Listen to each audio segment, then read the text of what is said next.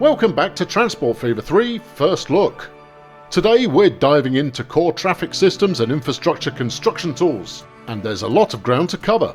Realistic traffic flow is critical to your game world feeling authentic, so we've made the world traffic smarter.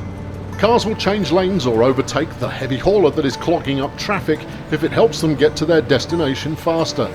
Smarter traffic needs better roads, so we've overhauled the road construction tools to be easier to work with and more flexible, while offering you more control over how your road network handles traffic. Creating road junctions that intersect at any angle is now simple, allowing you to create either incredibly realistic or entirely dangerous intersections depending on your goals. You also have new options for controlling the paths the traffic will follow in the form of full lane controls.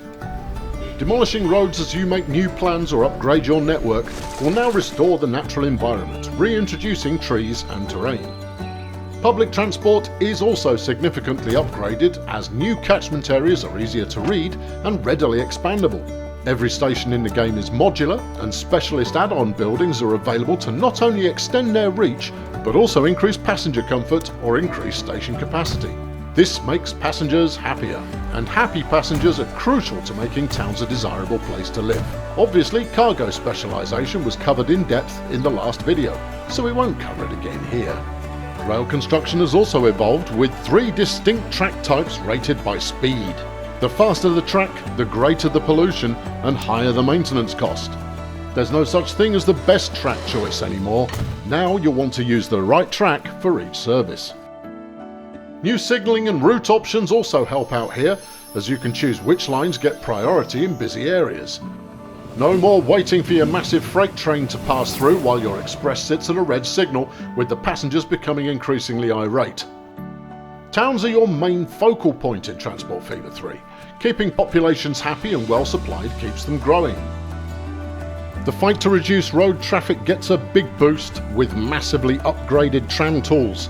Extend or reposition tram tracks to use whichever lane keeps it moving most effectively, and both pedestrian crossings and traffic lights can be moved to make sure that the downtown rush hour is something your citizens never need to experience.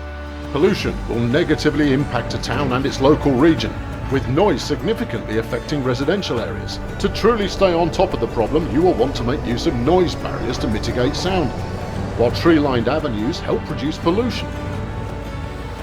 If you need more space to run your network, you can also take your trams underground.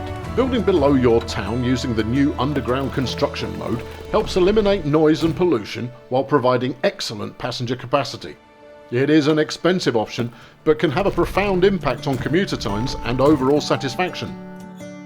Trams are now also able to operate as light rail, running independently of roads and connecting to traditional rail, allowing you to integrate hybrid services simply.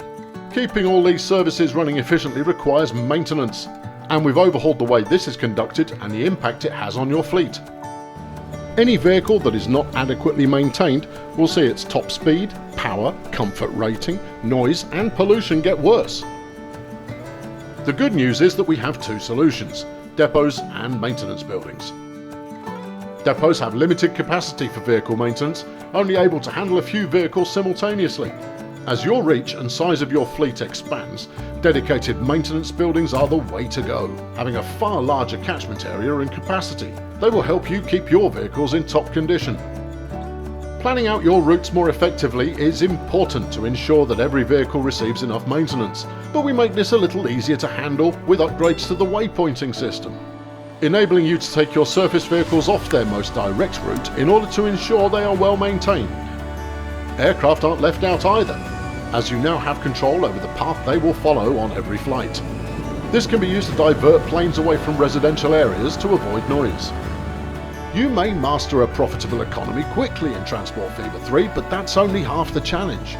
Provide an excellent service to each town to keep growth positive, but don't introduce too much pollution. Keep passenger wait times down to please the population, but watch out for excessive noise. Having a positive bank balance will help resolve these problems, but serving towns well will take more than money alone. And town development ultimately drives the success of your transport company. And that's a topic to cover in another video.